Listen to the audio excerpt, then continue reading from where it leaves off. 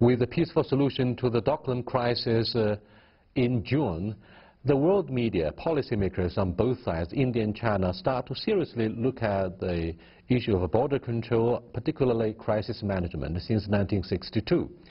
Now, we have many other interesting issues to debate and discuss. For example, what does the rapid economic expansion of China mean for the Indian Ocean, where we have growing stakes of maritime commerce? And is the Indian Ocean viewed by the Indian military as their own backyard? What does the construction of a Djibouti military base mean for the Indian Navy? Now, it seems everything focuses on the issue of zero-sum game, whether we have the continuity of the Cold War. Today, we are honored to be joined here by Professor Zhu Chenghu with the PLA National Defense University and his Indian counterpart, Mr. Dipankar Banerjee, former director of the Institute of Peace and Conflict Studies in India. That's our topic. This is a dialogue. I'm Yang Rui. The border disputes between India and China started in the early 19th century. In 1914, Harry McMahon, the British Foreign Minister in India, made a private deal with local representative of Tibet. McMahon offered 5,000 guns and 500,000 bullets for a border agreement, the so-called McMahon Line. With this line, about 90,000 square kilometers in Tibet became the British colonial territory. No Chinese government has accepted that line. The Chinese-Indian border is 2,000 kilometers long, and about 120,000 square kilometers are disputed territory, which equals to half of Britain. From the 1950s, border conflicts have increased. A large-scale conflict occurred in 1962, but ended in Indian defeat. Welcome to Dialogue, gentlemen. Looking back, what lessons can we draw from the Doklam chapter in June 2017? That's the most serious crisis, perhaps since 1962. Yes, I think we can draw several lessons from this. One is that we have to be very careful along the border between our two countries. We must ensure that it remains peaceful and stable. Our political leaders over the years, especially the last three decades or so, have taken a decision on it. And we've got to implement measures in order to ensure that accidental conflict or tense situation, such as the one that erupted in Doklam, do not happen in the future. What do you think of the crisis management by the two governments? This is a very negative impact on the sentiments of the people of both countries. But I think several lessons should be learned from this standoff. One is that the two militaries are short of exchanges between them, especially between the border troops. This is one. Secondly, I think we are short of CBMs here. And the third one is that we are short of trust, strategic trust. So this is the demonstration of the shortage of both CBMs and the strategic trust. And the last one is that I think the soldiers of both sides will have to follow the decision of the top leaders. This is very important. Fortunately, not a single bullet has been fired since 1962. What do you think of the border negotiations? Well, the border negotiations have been going slow because of various reasons. We have had a large number of agreements between both countries to address issues regarding the border settlement, peace and tranquility under the 1993 agreement. Subsequently, we worked out the guidelines through which we'll address the border and get it resolved. And we've also evolved a minimum confidence building, in the sense the behavior of troops along the line of control when they patrol in that area. But that is not enough. As the Doklam incident shows, that is not enough. More needs to be done. Since 1962, China has been taken as the public enemy #1 by Indian troops. They have been prepared for a showdown, like something in Doklam, which was one step short of an open confrontation between two major militaries in Asia. So, do you think China has always been seduced by a sense of superiority since the 1962 border clash, and we were actually called ill-prepared for such a showdown. Therefore, China seems to have more lessons to sum up and to think about. I think since 1962, we have tried our efforts to maintain peace and stability on the border by both sides. On the Chinese side, if you look at the deployment and the readiness of the forces, or posture of the forces in Tibet, you can find that China is not preparing a war or preparing a large-scale confrontation with India. China is not taking India as a very serious threat. But is that an issue of arrogance, superiority, or do you think we didn't take India as a threat? I mean, what was at the back of the mind? I think a lot of reasons contribute to the posture and the deployment of Chinese military in Tibet. Number one is that Chinese do not believe that India will launch large military offensive against China. This is one thing. Secondly, I think China needs peace and stability on its border very, very much because of its economic and social development. Without the peace and the stability on the border, it's impossible for China to realize this sort of objective. Third one is that, in Tibet, it is very difficult for us to deploy great number of troops there. If you maintain one soldier in Tibet, the cost can be used to maintain 18 soldiers in inland. So that is not acceptable by the Chinese military if you look at the situation in the past because of the limited military expenditures in the past. It's everybody's hunch towards the end of the standoff. That is because of the Xiamen BRICS summit that the Chinese authorities wanted to find a peaceful solution to the crisis in Doklam. How much do you think the political will on both sides has contributed most to a peaceful solution? About China, the perception in India is not that China is weak in Tibet or the Chinese capability is less. Actually, it is the other way around, in the sense that the infrastructure that China has been able to construct in Tibet in order to support its forces, roads, railway lines, airfields, other logistics establishments, etc., is far exceeds that of Indian capability. And so therefore, there is a legitimate anxiety in that sense. Overall, of course, China has got a much larger defense budget and a larger armed forces.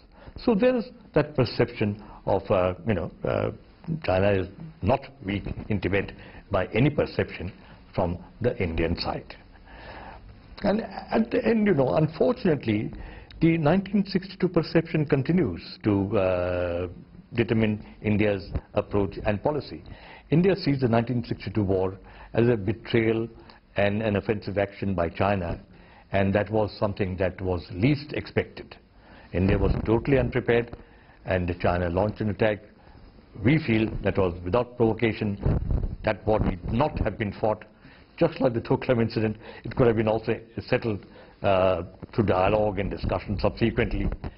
So therefore, that lingering suspicion also clouds the thinking of the Indian public as well as Indian decision makers.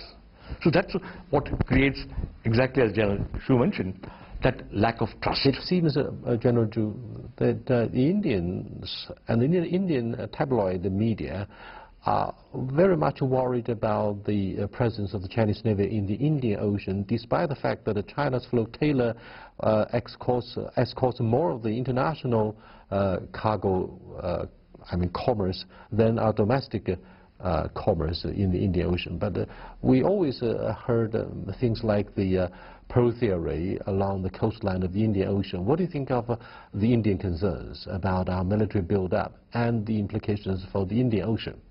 Yeah, to some extent it's quite understandable. If we stand on the boats of Indians, it is because in the past the Chinese naval vessels had never been to Indian Ocean, or very seldom went to Indian Ocean in the past.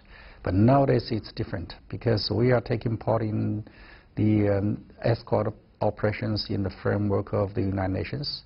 And secondly, China is becoming increasingly dependent on the resources from the Middle East and Africa. And we need to protect the safety and the security of the sea lanes of communication. And of course, we Chinese will never seek the unilateral protection. We mainly depend on the collective and the cooperative protection. If you look at the situation in Africa and the Indian Ocean, you will find that we will have some new challenges. Nowadays, in the United Nations, and especially between China and the United States, we are discussing the possibility of escort operations in the Bay of Guinea.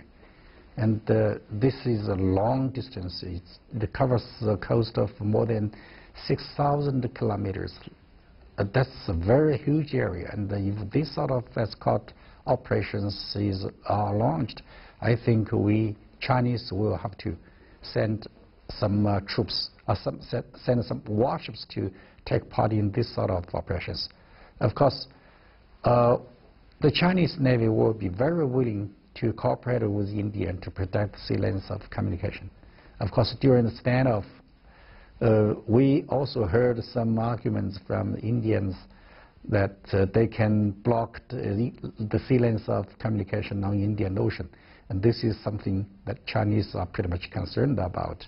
Of course, I don't think it's an easy job. It's an easy job for any military, because the Indian Ocean is so vast. Whatever the peacemaking nature of China, for example, sending so many blue helmet troops to help maintain peace in many parts of the world, a lot of the media fanfare and nationalists in India are concerned about our first overseas military base in Djibouti. They say this is part of the conspiracy theory to encircle India.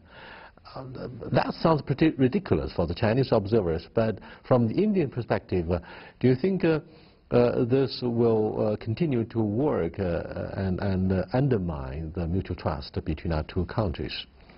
China is an economic superpower. It's got the largest trade in the world. It's got genuine and major strategic interests in the Indian Ocean. Its communication routes go through that. And I think every country in the world, including India, recognizes that. Now the question of how you secure those interests, that is what is important. Now, you know, we had repeated assurance. By the way, on the protection against pirates, Indian Navy and the Chinese Navy have cooperated in the Persian Gulf area, and also to a limited extent in the Malacca Straits, limited cooperation there. And so there are joint operations that have gone on there, and there has been a fruitful exercise for both sides. So recognizing China's requirements and China's strategic interests in that area, we have to find ways of doing that. But if you are a regional country there, and in the littoral regions of the Indian Ocean region, sudden presence of Chinese naval ships create apprehensions, create concerns. And that's precisely, it's been a rapid increase of naval capabilities of China. It's likely to go not only Kenya, perhaps even further south. China's trade with African countries further south, and on the west coast of Africa, where the trade route will be along to the Cape of Good Hope, they also become very important. And so therefore, I think we have to find ways and means of doing this together, jointly, without creating apprehensions in the minds of those states who are there astride the Indian Ocean routes. This includes not just India in a significant sense, but of course Southeast Asian nations, also perhaps Sri Lanka and other countries, etc. Thank you so much. You are watching Dialogue with General Dipankar Banerjee, former director of Institute of Peace and Conflict Studies. We are also happy to be joined here by General Zhu Chenghu, a senior research fellow with University of PLA National Defense. I'm so impressed by their joint effort to set a reconciliatory tone for a very constructive and peaceful dialogue here about the male-to-male relationship between India and China. Stay with us. We'll be back in a short while.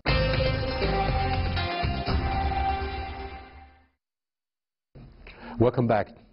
Another thorny issue, if not a flashpoint potentially between India and China in South Asia, is terrorism. The Indians said over and over to me and to my programmer, look, Yang Rui, unless and until China cooperates with the UN Security Council in dealing with the issue of terrorism in this area, India will not fully support the idea of Belt and Road Initiative. What do you think of, say, our taking side with Pakistan has been viewed by India as very unfair, and that would serve to disrupt the healthy development of bilateral relationship, particularly male-to-male relationship between the two armies? China's policy on terrorism is quite clear. China is against all forms of terrorist attacks. If you can show us evidence to prove that is done by the Pakistan government or supported by the Pakistan military, I don't think China has any reason to reject the request of the Indian government or Indian military. But our friends in Islamabad were very unhappy about the issue of the joint statement towards the end of the BRICS summit in Xiamen, and this document covers issues of a Masood and Haqqani network. The Pakistani friends hardly concealed their disappointment. So do you think the Chinese authorities have to take into consideration the Pakistani understanding of the alleged terrorism? To address this issue, the problems lies in between India and Pakistan. They have to increase their confidence and increase the trust between them. Otherwise, I think terrorist attacks will more frequently happen in these countries, including China. Right, China wants to keep a distance from Kashmir and from the long-term geopolitical rivalry between India and Pakistan. Let's look at Myanmar. Can I come back a little bit on this? Yeah, very sound points made by General Xu, and I agree with many of them. Firstly, on India's Look East policy, as you quite rightly said, it's got no strategic or security elements in it. It is purely an economic engagement attempt to engage Southeast Asia, Japan and Korea. For India, those economies, trade, commerce and relationship with them, investments in particular, are extremely important. And that is a thrust of the Look East policy. Now, on the question of counter-terrorism and the role of Pakistan, I think this is still an extremely important issue. All over the world, as you see from headlines appearing every now and then, terrorist attacks in Europe, USA are increasing. In India again. Unfortunately, the source of many of these extreme Islamic radicalism, terror support, now originates in Pakistan. Because of the long history, 30-40 years history of countering these, the way Pakistan unfortunately has got infected by terrorism, it has had deep roots within this thing. Pakistan is a country, over 200 million people, have every right to advance, develop and prosper, and requires international support for it. But Pakistan must demonstrate a will and the ability to counter and stop all terrorist activities within it. If that does not happen, Pakistan today is outlawed by the West. No Pakistani can go to any of the Western countries. The SARC Secretary General is an active service, foreign service officer from Pakistan, was not allowed a visa to visit Singapore for an official conference, not an official conference, non-official SARC conference. China needs to pay a lot of attention to that. As a close friend of Pakistan, China needs to advise Pakistan more strongly to at least deal with the terrorists within. Not anything else. All the other aspects, if China feels like supporting Pakistan, it's most welcome to do it. And Pakistan needs support, help and support. Yeah, General, I agree with you on a lot of points, but we will have to take into consideration several facts. One is that the terrorist origins are not from Pakistan. So I first went to Pakistan in 1986. When I was there, I was shocked by the order of the refugees from Afghanistan. To the north of Peshawar, 3 million refugees were camped there, and they were in good order. But unfortunately, with the development of the war in Afghanistan, especially the war on terror against Afghanistan, a lot of Taliban elements spread to Afghanistan, to Pakistan. And the Taliban from both Afghanistan and Pakistan merged together. This is one fact. Secondly, that's why former President of Pakistan, Musharraf, escaped from assassination attempts at least 3 times. Yeah, that's right. No, that's absolutely right. Secondly, absolutely. Secondly, if we look at that, the United States has already launched the strikes against the basis of Taliban, basis of the Al Qaeda in Pakistan. But I don't think that will help to solve the problem. Third one, the international society overestimated the capabilities of the central government of Pakistan and the capabilities of the military in Pakistan. To be very frank, they are the Taliban bases, Taliban organizations are actually out of the control. And I don't think the government and the military of Pakistan have the capability to control them. This is my understanding. Oh, by the way, during the Soviet occupation of Afghanistan, Islamabad was very supportive of the Taliban, and the United States was also behind the support in driving out the Soviet troops. Having said this, the U.S. fought the war against the Soviet Union in Pakistan, involving the Pakistanis and destroying Pakistan in the process, including Afghanistan. And in fact, many Pakistani politicians said to me, Ray, we have paid the heaviest political price for taking side with the United States in fighting terrorism. So when you said many of the terrorists or most of the terrorism came from Pakistan, the Pakistani people would definitely disagree with you, and they have their own bitter memories about the price they pay for being forced to take side with the United States after 9/11. But the last question is about Myanmar. Myanmar is the only member state of ASEAN to share land border with India, and when the crackdown took place against the Rohingya refugees, the Chinese took side with the Myanmar government in condemning any violence there. What do you think of this incident from the Indian perspective? It is an extremely sad incident and to be highly condemned. And the United Nations and its representatives in Myanmar have criticized the Myanmar government in no uncertain terms. It is a very unfortunate situation that has evolved in Myanmar now. Of course, the fault and the responsibility to rectify the situation is essentially lies in Myanmar, and the international community must put due pressure and provide adequate support to deal with the situation. Is it likely to happen? I don't think so. Myanmar government is not going to let go. If that happens, and the refugees in such number, probably 1 million, have already reached Bangladesh, it will destabilize Bangladesh very significantly. A very poor country which is looking up, developing economically very well, human development indices higher, per capita income, other things higher than Pakistan now they'll be hit very badly. So it's a very quickly, do you think the glowing image of Aung San Suu Kyi, leader of the National League of Democracy, will be undermined, sadly, because of the controversial handling of Rohingya? In spite of her limitations, I think this has already happened. She is no longer that ideal democratic figure that had emerged in a very difficult country. World doesn't quite look at Aung San Suu Kyi like that anymore. General Zhu, do you think the Chinese side is clearly aware of the Indian influence, the enormous Indian influence in Myanmar? Yeah, yes, I know that the Indians' influence in Myanmar is increasing, and of course, with the increase of the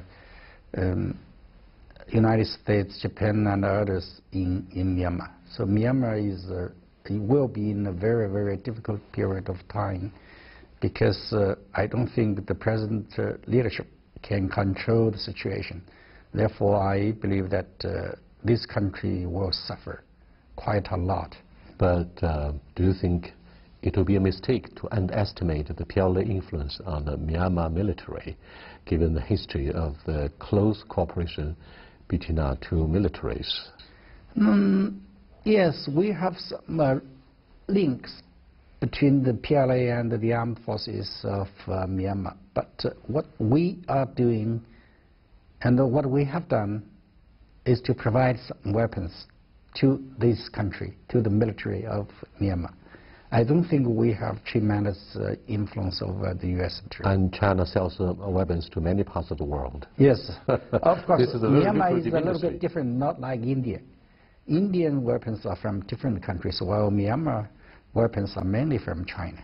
Well, even not a single piece from Western countries. now So we this come is to the terms effect. with the huge benefits of a military-industrial complex, an idea that was first created by Eisenhower, former U.S. president, in the 1970s perhaps.